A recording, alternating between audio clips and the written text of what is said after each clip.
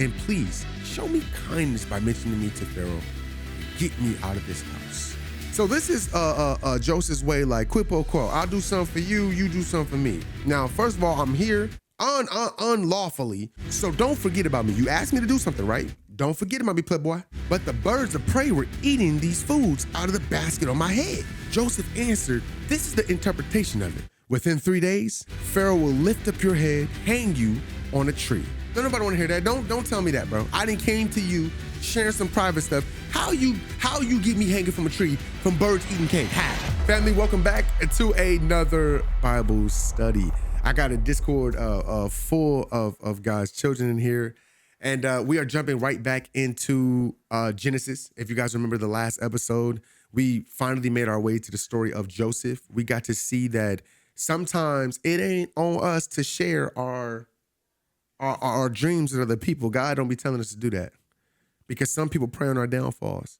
What God gave to us in private, he's meant to show us when he's ready to in public.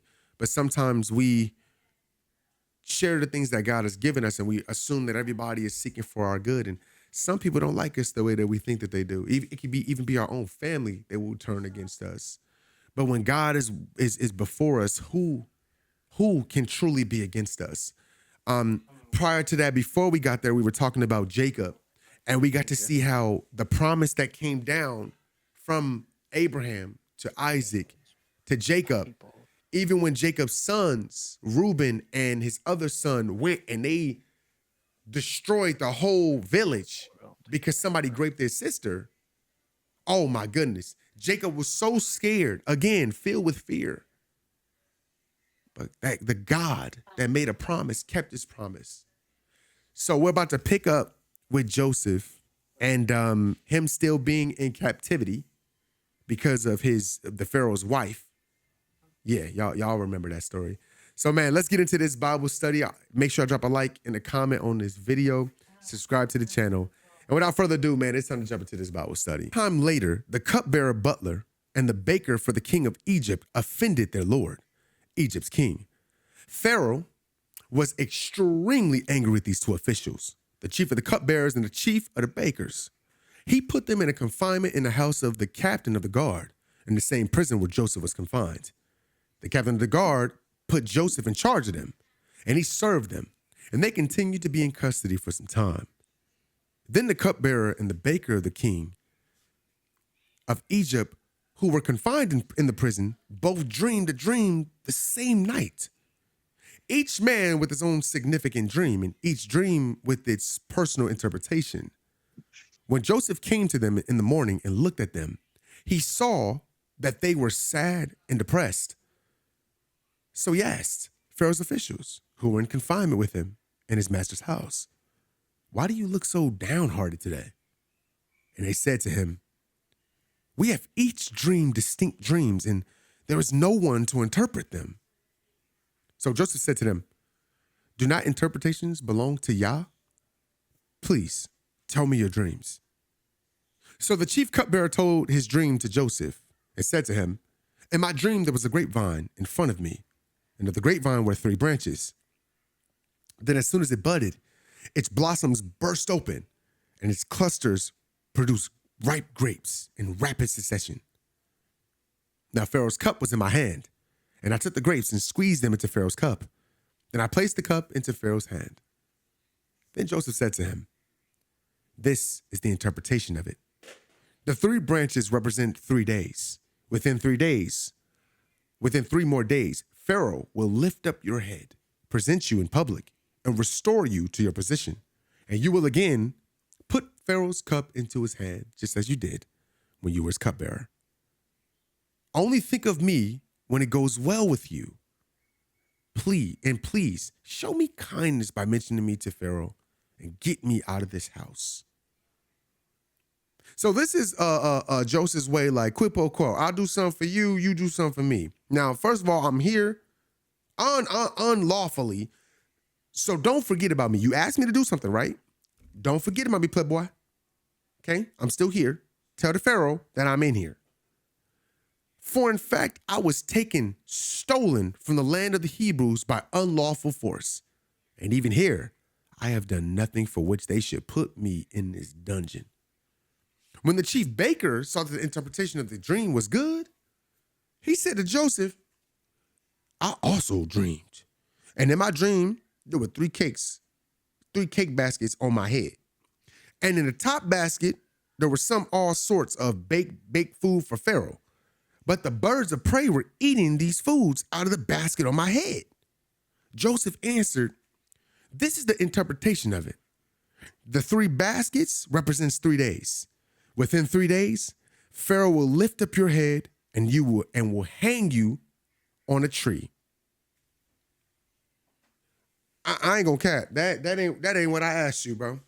Why you give a good one to them and then give a bad one to me? Don't nobody want to hear that. Don't tell me that, bro. I done came to you sharing some private stuff. How you get me hanging from a tree from birds eating cake? How?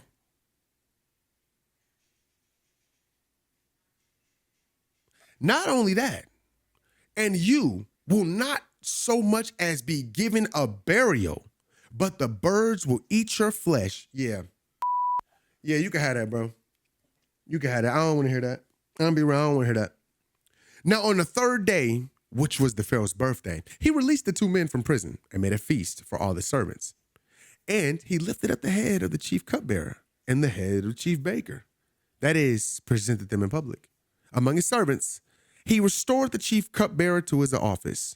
The cupbearer once again put the cup into Pharaoh's hand. But Pharaoh hanged the chief baker, just as Joseph had interpreted the meaning of the dream to them. Yet, even after all that, the chief cupbearer did not remember Joseph, but forgot all about him. This is why you can't trust people. This is why I do something for you and you just forget. When you get back up there where you're supposed to be, when you needed me, I was there for you. Then you forget about me. Okay, but that's not how God works. God know what he's doing. He don't need your help. God know what he's doing. He don't need your help. I know Joseph was probably upset at this moment right here. He was probably mad. He probably sitting back like going like, yeah, I'm about to get up out of here now. I'm gonna be right back because the Pharaoh gonna realize I ain't do nothing wrong. He gonna remember I'm a good I always been good to him. So we gonna be straight. Shoot, first thing I'm gonna do, probably get me them new sandal ones, because I heard you can walk a lot longer on them. You know what I'm saying? Your mind you start going down this road. I want y'all to really put yourself in his shoes. You ever talking to somebody about an idea and they act like they feeling your idea? They're going to back your idea, whatever the case may be. You don't hear from them for a long time. Probably never hear from them. You're talking to somebody like a manager, supervisor, something. You're like, I'm trying to come up in the job, man. I know, because look, I know I'm better than this. You know what I'm saying? I be doing this, and I'm telling you, I can bring the company more money. Like, I can clean the store up. Like, yeah. Okay. Hey, I'm gonna put a word in for you. Month go by. 2 months go by. 3 months go by. 6 months go by. 9, 12.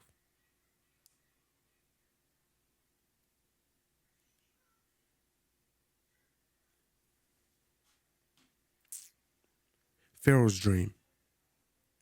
Now it happened at the end of 2 full years that Pharaoh dreamed that he was standing by the Nile, and lo, there came up out of the Nile 7 healthy cows, sleek and handsome and fat, and they grazed in the reed grass in a marshy pasture. Then behold, 7 other cows came up after them out of the Nile, ugly and gaunt and raw-boned, and stood by the fat cows on the bank of the Nile. Then the ugly and gaunt and raw-boned cows ate up the 7 slick and fat cows. Then Pharaoh awoke. Then he fell asleep and dreamed a second time.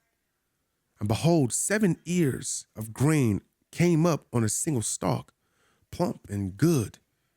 Then behold, 7 ears of grain, thin and dried up by the east wind, sprouted after them. Then the thin ears swallowed the 7 plump and full ears, and Pharaoh awoke, and it was a dream. So y'all have y'all ever had a dream? You dreamed something, and it seemed like the dream was about to be peaceful, and the next thing you know, you wake up and you're like, I don't like that dream. And you're thinking like, all right, that was just that dream. Maybe it was because I was what I was watching on TV. Maybe I just need to I'll go back to sleep real quick. All right, I should be straight because I normally have one bad dream. I don't have 2 back to back.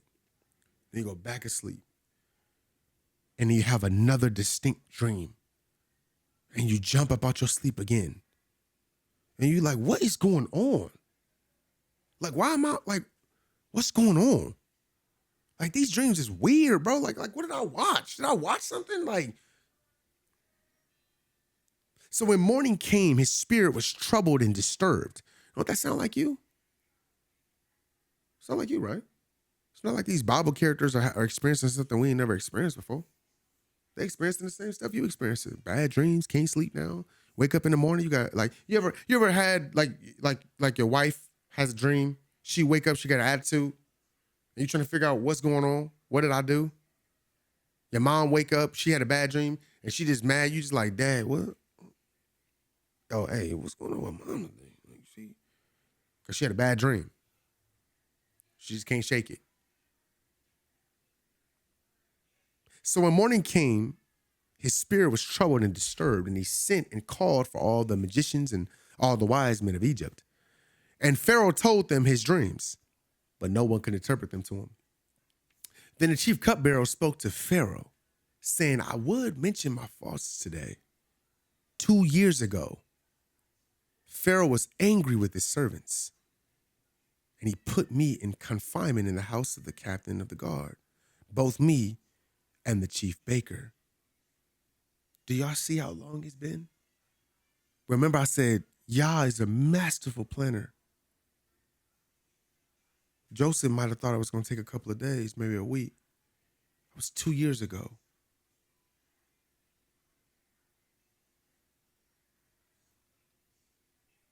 We dreamed the dream on the same night, and he and I, each of us, dreamed according to the significance of the interpretation of his own dream. Now there was with us in the prison a young man, a Hebrew, a servant to the captain of the guard. And we told him, and he interpreted our dreams for us, to each man according to the significance of his own dream. And just as he interpreted the dreams for us, so it happened. I was restored to my office as chief cupbearer, and the baker, he was hanged. Then Joseph interprets. Then Pharaoh sent and called for Joseph, and they hurriedly brought him out of the dungeon. And when Joseph saved himself and changed his clothes, making himself presentable, he came to Pharaoh. Pharaoh said to Joseph, I have dreamed a dream, and there is no one who can interpret it. And I've heard it said about you that you can understand a dream and interpret it. Joseph answered Pharaoh, it is not in me to interpret the dream. God, not I, will give Pharaoh a favorable answer through me. So you're telling me even in Joseph's lowest moments, he never turned his back on God? Never. His family turned on him. The Pharaoh turned on him. People forgot about him. Still ain't turned on God yet. So Pharaoh said to Joseph, in my dream, I was standing on the bank of the Nile, and 7 fat, sleek, and handsome cows came up out of the river, and they grazed in the reed of a marshy pasture. Lo, 7 other cows came up after them, very ugly and gaunt, just skin and bones. Such emaciated animals as I have never seen in all the land of Egypt. And the lean and ugly cows ate up the first 7 fat cows. Yet when they had devoured them, it cannot be detected that they had eaten them, because they were still as thin and emaciated as before. Then I woke, but again, I fell asleep and dreamed. I saw in my second dream 7 ears of grain, plump and good, growing on a single stalk, and lo, 7 other ears, withered, thin, scorched by the east wind, sprouted after them. and the thin ears devoured the 7 good ears. Now I told this to the magicians and soothsayers, but there was no one who could explain it to me. Then Joseph said to Pharaoh, the 2 dreams are one and the same and have one interpretation. God has shown Pharaoh what he is about to do. The 7 good cows are 7 years, and the 7 good ears are 7 years. The 2 dreams are one and the same. The 7 thin and ugly cows that came up after them are 7 years. And also the 7 thin ears dried up and scorched by the east wind, they are 7 years of famine and hunger. This is the message just as I have told Pharaoh. God has shown Pharaoh what he's about to do. Listen very carefully. 7 years of great abundance will come throughout all the land of Egypt. But afterward, 7 years of famine and hunger will come. And there will be such desperate need to that. All the great abundance of the previous 7 years will be forgotten in the land of Egypt, as if it never happened. And the famine and destitution will ravage and destroy the land. So the great abundance will become forgotten in the land because of the subsequent famine, for it will be very severe. That the dream was repeated twice to Pharaoh and in different ways indicates that this matter is fully determined and established by Yah. And Yah will bring it to pass very quickly. So now, let Pharaoh prepare ahead and look for a man discerning and clear-headed and wise, and set in charge over the land of Egypt as governor under Pharaoh. Let Pharaoh take action to appoint overseers and officials over the land and set aside 1/5 of the produce of the entire land of Egypt in 7 years of abundance. Let them gather as tax all of the 5th of the food of these good years that are coming, and store up grain on the direction and authority of Pharaoh, and let them guard the food in fortified granaries in the cities. That food shall be put in storage as a reserve for the land against the 7 years of famine and hunger, which will occur in the land of Egypt, so that the land people will not be ravaged during the famine. Now the plan seemed good to Pharaoh and to all his servants. So it's funny how Pharaoh didn't want Joseph no more. He said, oh yeah, go to that prison cell since you want to mess with my wife, off of a lie.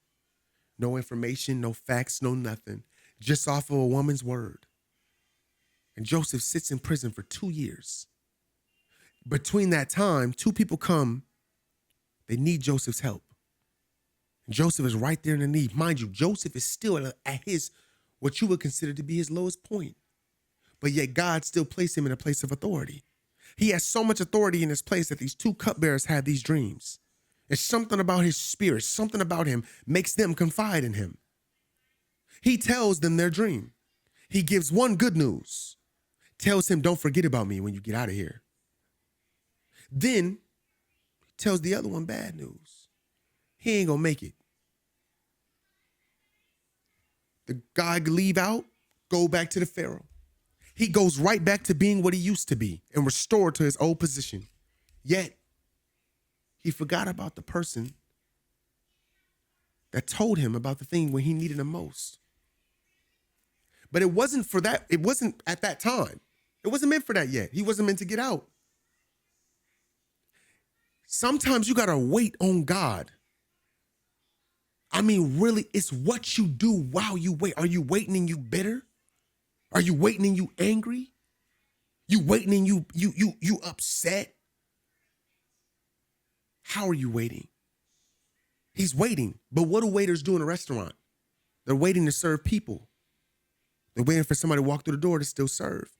Even when they feel bored at work and ain't nothing to do, they still waiting for somebody to come in to serve.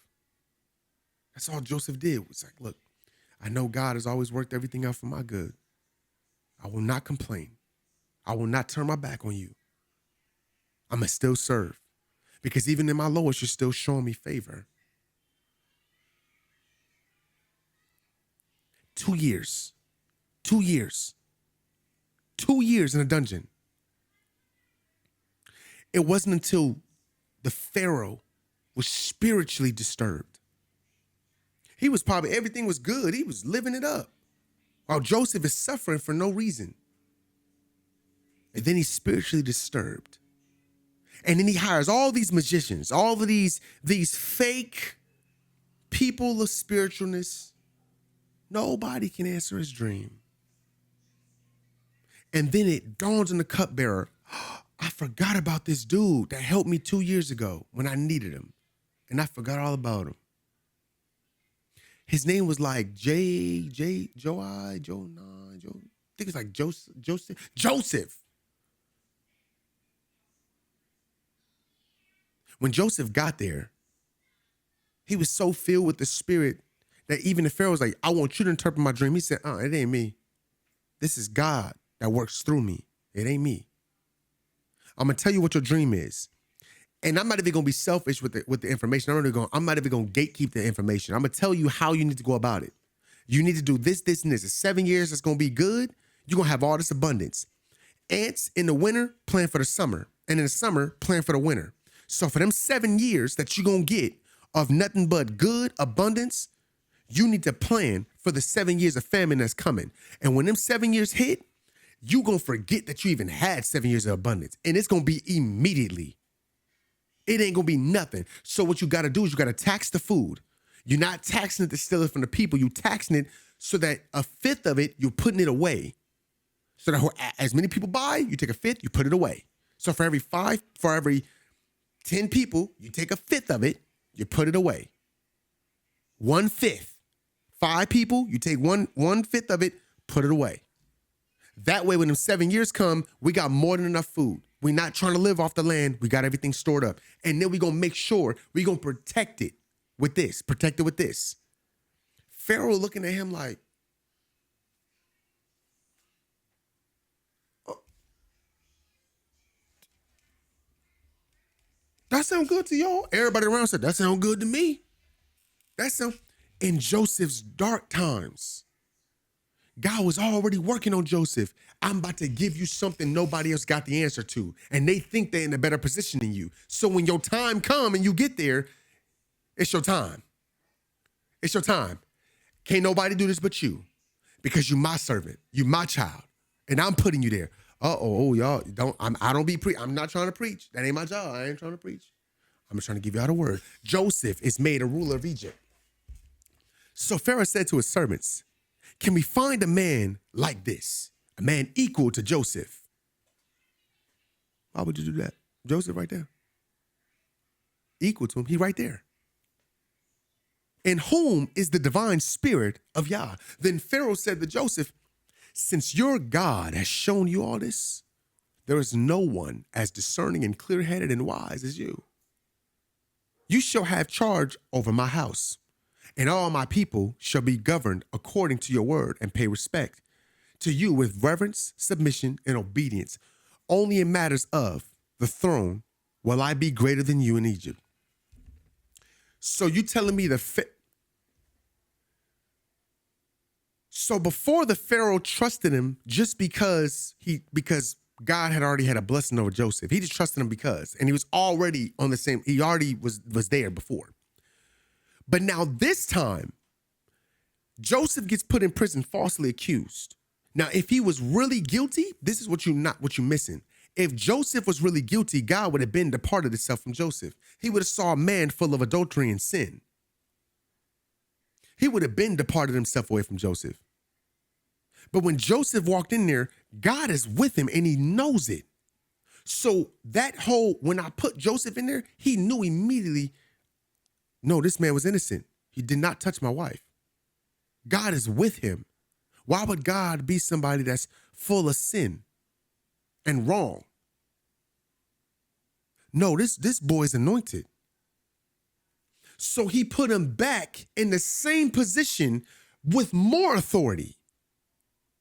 This time knowing that will never happen again.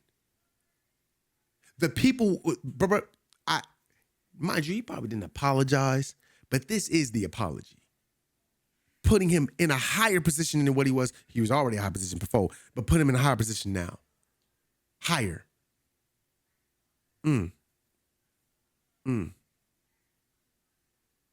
Then Pharaoh said to Joseph, see, I have set you in charge over all the land of Egypt. Then Pharaoh took all of his signet rings from his hands and put it on Joseph's hand and dressed him in official vestments of fine linen and put a gold chain around his neck.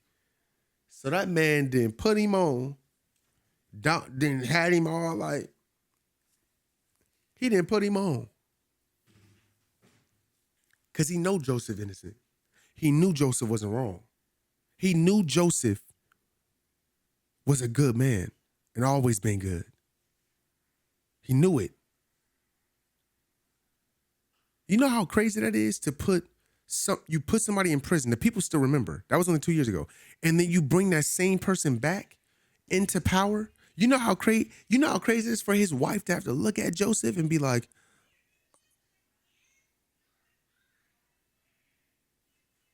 what he doing at the table? Oh yeah, he back over with authority over everything. Huh? Why is he here? He tried to rape me. Yeah, don't nobody believe into that. He back here in authority again. Stay away from him. I can imagine the look on her face seeing him at the table with all them rings and gold on him. And he just looking at her like, what Satan set out for bad, my God worked it out for good. Now you got to see me walk around here with full authority and power.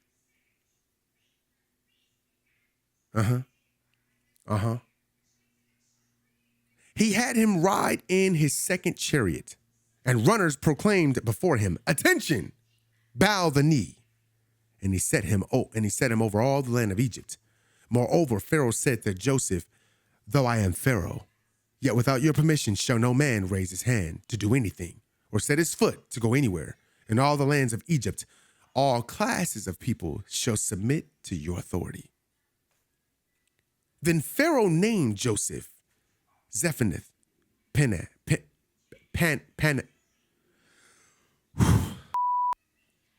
and he gave him Asenath, the daughter of Potiphera, priest, a Heliopolis in Egypt. Y'all know these names. Y'all know, don't judge me. Y'all know these names. As his wife. And Joseph went out over all the land of Egypt to inspect and govern it. Now Joseph had been in Egypt 13 years and was 30 years old when he stood before Pharaoh, king of Egypt. Joseph departed from the presence of Pharaoh and went through all the land of Egypt performing his duties. In the 7 abundant years, the earth produced handfuls for each seed planted. And Joseph gathered all the surplus food of the 7 good years in the land of Egypt and stored enormous quantities of food in the cities. He stored away in every city the food collected from its own surrounding fields. Thus Joseph gathered and stored up grain in great abundance, like the sand of the sea, until he stopped counting it, for it could not be measured. Oof. Ooh. When I say, what was the promise? Because some of y'all forget. Some of y'all forget. And that's okay. That's okay. Because I got to keep reminding you what the promise was that God gave to Abraham. So let's just remind ourselves, what was the promise that God gave to Abraham that now passed from Abraham to Isaac, from Isaac to Jacob, from Jacob to Joseph? What was that promise again? And I will make you a great nation, and I will bless you abundantly, and make your name great. And you shall be a blessing, and I will bless you, and I will bless those who bless you, and I will curse the one who curses you. And in you, all the families of the earth will be blessed. So when Joseph is out here in the fields, did God go back on his word yet? It was so much surplus with the food, he had to stop measuring it because it was too much for him to count. God is overflowing blessings through him. It's too much to count now.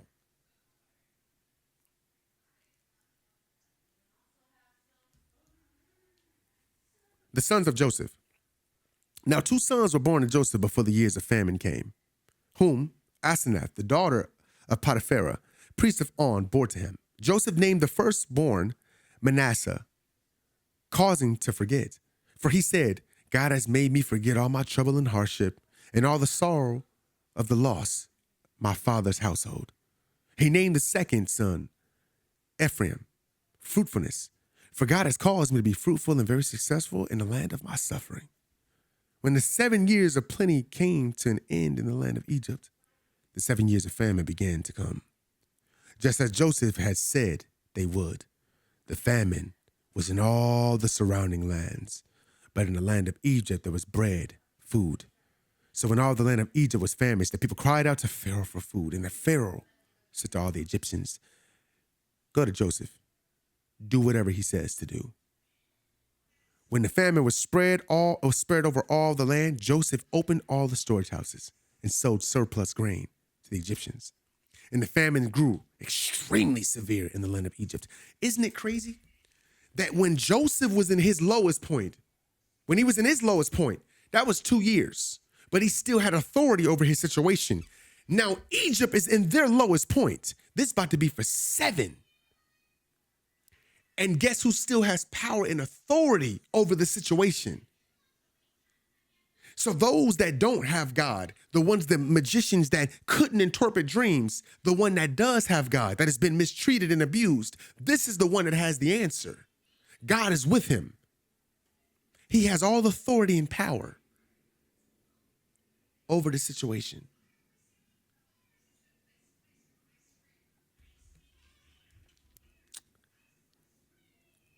And the people of all countries came to Egypt, to Joseph, to buy grain, because the famine was severe over all the known earth. See, what y'all thought when God put him in that prison, that dungeon, it was training. Because now everybody was finna really see what it feels like to be in a prison/dungeon, to have nothing.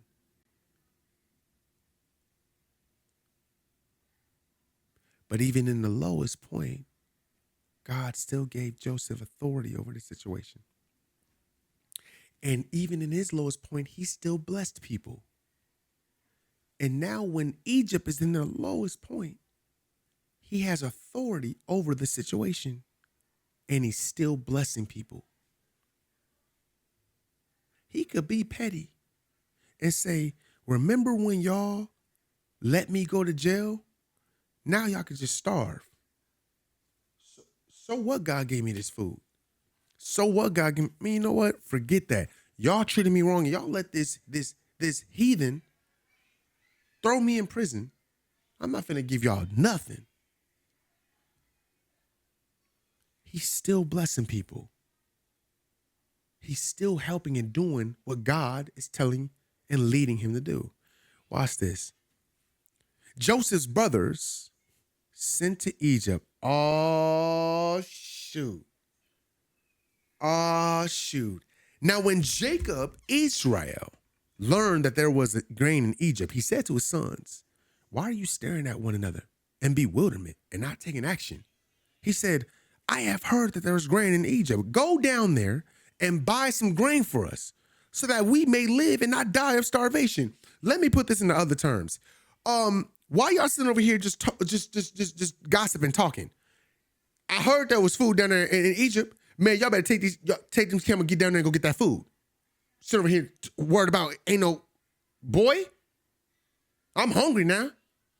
Now go get that food that's down there in Egypt.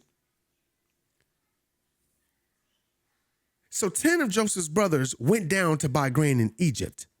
But Jacob did not send Benjamin, Joseph's younger brother, with his brothers, for he said, I'm afraid that some harm or injury may come to him. So the sons of Israel came to Egypt to buy grain along with the others who were coming. For famine was in the land of Canaan also. So the famine was supposed to just be in Egypt, but the famine then moved all the way to Canaan. So now they trying to plant stuff and it's just, the ground is not growing nothing. Something just in the air that's just not letting nothing grow. It's spreading. Now Joseph was the ruler over the land, and he was the one who sowed grain to all the people of the land. And Joseph's half-brothers came and bowed down before him with their faces to the ground. When Joseph saw his brothers, he recognized them. But in hiding his identity, he treated them as strangers and spoke harshly to them. He said to them, "Where have you come from?" And they said, "From the land of Canaan to buy food." Joseph recognized his brothers, but they did not recognize him. Joseph remembered the dreams he had dreamed about them and said to them, "You are spies. You have come with a malicious purpose to observe the undefended parts of our land." But they said to him, No, my lord, for your servants have only come to buy food. We are all the sons of one man. We are honest men. Your servants are not spies." Yet he said to them, "No, you have come to see the undefended parts of our land." But they said, "Your servants are 12 brothers in all, the sons of one man in the land of Canaan. Please listen, the youngest is with our father today, and one is no longer alive." Joseph said to them, "It is as I said to you, you are spies. In this way you shall be tested by the life of Pharaoh. You should not leave this place unless your youngest brother comes here. Send one of you back home. Let him bring your brother here, while the rest of you remain confined, so that your words may be tested to see whether there is any truth in you and your story. Or else, by the life of the Pharaoh, certainly you are spies." And Joseph put them all in prison for 3 days. Now Joseph said to them on the third day, "Do this and you may live, for I fear Yah. If you are honest men, let one of your brothers be confined in your place here in prison. But as for the rest of you, go carry grain for the famine in your households. But bring your youngest brother to me, so your words will be verified. You will not die." And they did so. And they said to one another, "Truly we are guilty regarding our brother Joseph, because we saw the distress and anguish of his soul when he pleaded with us to let him go. Yet we would not listen to his cry. So this distress anguish has come on us." Reuben answered, "Did I not tell you, do not sin against the boy? And you would not listen. Now the accounting for his blood is required of us, for we are guilty of his death." Now, if some way this is going, let me give you the drama. Let me spill this tea. Joseph's brothers show up. The land that they own, it ain't bearing no nothing. You ever seen somebody's yard and 2 years ago it was green, now it's yellow, now it's dirt? Okay, so all they stuff is just dirt. Pop said, Jacob said, "Hey, they got grain over there in Egypt." That's what I heard. Somebody through the grapevine told me they got grain over there. We need some food, bro. I'm trying to make some queen wheat. I'm hungry. Go down there and go get some grain. They travel down there. When they get there, Joseph see his brothers. Remember, his brothers was older than him, so they ain't really changed much. Probably got grades, but he was a baby when he was a kid. You know what I'm saying? Like, he wasn't that old. He was a child. So when they sold him, he older now. So they don't recognize what he looked like no more, because now he got the Egyptian stuff on. Like, he got they can't recognize that it's Joseph. They think he dead. There's no confirmation. They just assuming. So Joseph, he being mean to them at first. You know what I'm saying? Like, he being mean. First of all, y'all spies. He's saying, y'all not here to get the food. Y'all here, he just messing with them, but y'all here to receive this. Y'all here to receive information. You trying to find out how you can steal from us. They pleading with they like, no, come on now. Look, man, I ain't never stole nobody in my life, bro. I'm just hungry, bro. I just want some food, bro. I don't want nothing else. He said, "Nah, y'all spies. I know what a spy look like. You're walking in this house. You think that you Silent Snake. That ain't gonna happen. If you're not spies, let's do this. Y'all gonna spend 11 of y'all going to jail. One of y'all go back, go get your youngest brother. Bring him here. So I know y'all ain't spies. For real, for real. You said it's 12 of y'all, right? Bring the last one. That's how I know you ain't spies. But for y'all, go sit in prison. Y'all go sit in there for 3 days. Okay, 3 days didn't happen.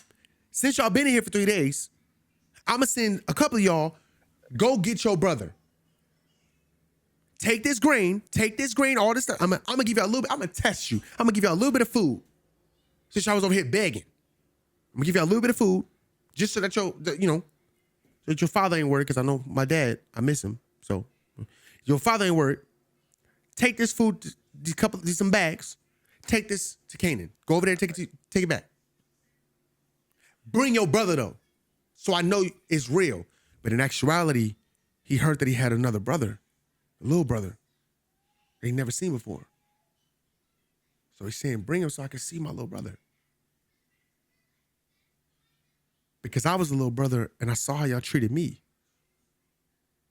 Now, years then gone by, so now the brothers, they feel guilty. Reuben is like, I told y'all not to lay a hand on that boy. And now we paying for it. They don't know nothing about the dream. They don't know nothing about this. They're just like, we going through this because of what we did.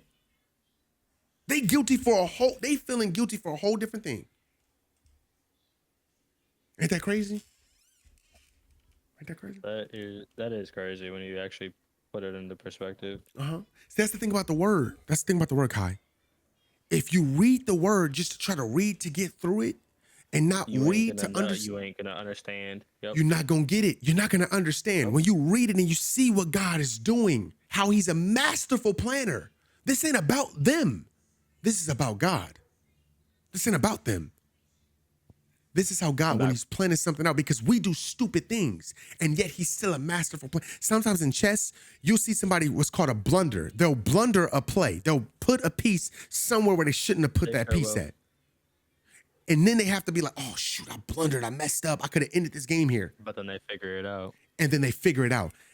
We're the pieces that move on our own. And then God has to correct our movements. God has to correct the floor. Watch this. They did not know that Joseph understood the conversation because he spoke to them through an interpreter. He turned away from his brothers and left the room and wept. He cried because his heart is not filled with hate and anger. He still loves his brothers. Remember I said to y'all, the fruit of the spirit is different from the fruit of the flesh. I'm gonna just cover this real quick because this is for the new folks in here. The new folks that might be catching this video, especially those that hasn't been here for the live shows, because I go live at like 7 o'clock on my live show and I play video games and stuff like that. I'm gonna go here and I want to show y'all the fruits of the spirit because there's two different ones. The fruit of the flesh. This is the fruit of the flesh. The fruit of the flesh would have said this. But if you are guided and led by the Spirit, you are not subject to the law. Now the practices of sinful nature are clearly evident. This is if Joseph was led by the flesh. This is how he would have acted. They are sexual immorality, impurity, sensuality, total irresponsibility, lack of self-control, idolatry, sorcery, hostility, strife, jealousy, fits of anger, disputes, dissensions, factions that promote heresies, envy, drunkenness, riotous behavior, and other things like this. Now, mind you, some of y'all would say, well, Joseph is valid for a crash out here. He valid to crash out on his brothers. If he wanted to. Yeah, if you walking in the flesh. If you in your flesh. Yeah, let your flesh get revenge. That always works. But let's find out what happens when you're the fruit of the spirit, when you are spirit led. But the fruit of the spirit, the results of his presence within us, is love, unselfish concern for others, joy, inner peace, patience, not the ability to wait, but how we act while waiting, kindness, goodness, faithfulness, gentleness, self-control. Against such things, there is no law. So when you ask yourself, how can he still be kind to his brothers even when they sold him? The real intent was to kill him. But when Satan tries to do something bad, God works it out for our good. He gets put in a position of power with the Pharaoh. A woman lies on him, gets him put in prison for 2 years. Still has done nothing wrong. During that time, he's still put in a power of authority, even though we would consider that to be his lowest point. Then he gets out of prison. He's the only person that can answer something because only God gave him the answer out of all these people in the land of Egypt. Then the Pharaoh restores him and gives him even more power and authority.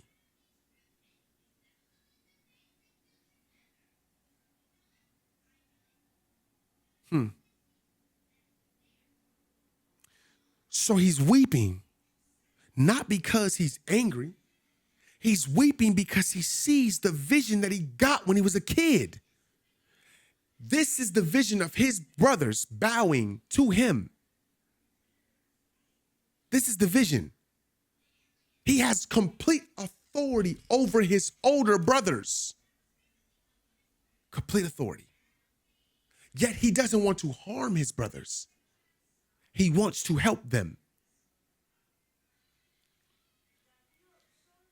That's the fruit of the Spirit.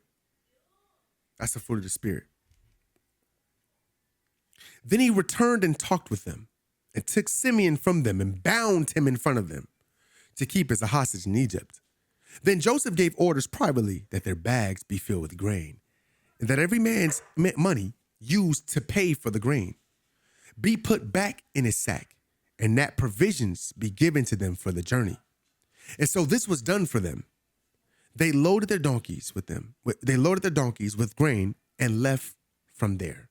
And at the lodging place, as one of them opened his sack to feed his donkey, he saw his money in the opening of his sack. And he said to his brothers, "My money has been returned. Here it is in my sack." And their hearts sank, and they were afraid and turned trembling to one another, saying, "What is this that God has done to us?"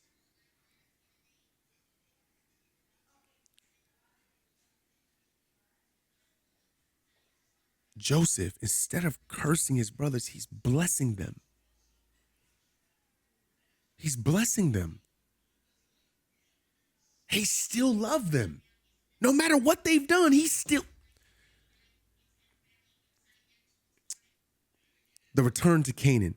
When they came to Jacob, their father in the land of Canaan, they told him everything that had happened to them, saying, "The man who is the Lord of the land spoke harshly to us and took us for spies of the land." But he told him, "We are honest men. We are not spies. We are 12 brothers, sons of our father. One is no longer alive, and the youngest is our father today in the land of Canaan. And the man, the Lord of the country, said to us, by this test, I will know that you are honest men. Leave one of your brothers here with me and take grain for your starving household and go. Bring your youngest brother to me, that I will know that you are not spies, but that you are honest men. Then I will return your imprisoned brother back to you, and you may trade and do business in the land." Now, when they emptied their sacks, every man's bundle of money paid to buy grain was in their sack. When they and their father saw the bundles of money, they were afraid. Jacob, their father, said to them, "You have bereaved me by causing the loss of my children. Joseph is no more. Simeon is no more. You would take Benjamin from me. All these things are working against me." Y'all have to understand that Jacob is crushed because his own sons have done some stupid things.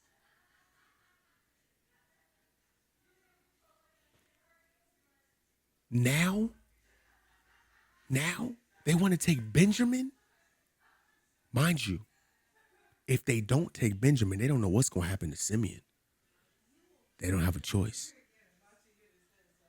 But this is where Jacob forgets the blessing that God gave to him. All these things are working against me. Then Reuben said to his father, You may put my sons to death if I do not bring Benjamin back to you. Put him in my care, and I will return him to you. But Jacob said, my son shall not go down to Egypt with you, for his brother is dead, and he alone is left of Rachel's children. If any harm or accident should happen to him on the journey you are taking, then you will bring my gray hair down to Sheol, the place of the dead in sorrow. I'm going to end that here. Oh, because I want to leave y'all on a cliffhanger. As y'all can see, like, this ain't easy for Jacob. He lost Benjamin. He lost Joseph. He's been dealing with that hurt all these years. And he knows his sons has something to do with it. Now they want Benjamin. But mind you, they won't get Simeon back unless Benjamin goes.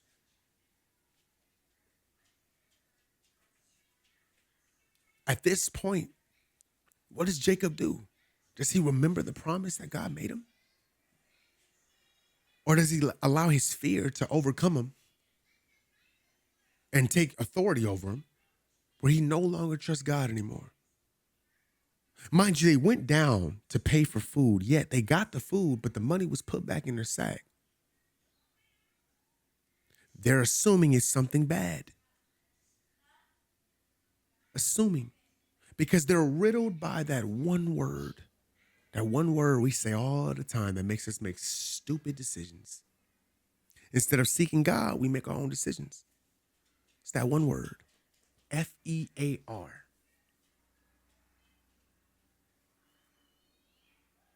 It's not a blessing. They don't think that that's a blessing. They think something wrong happened. Fear. Fear makes us ignore God. Fear makes us ignore God and focus on our flesh. Focus on what we feel instead of what he said.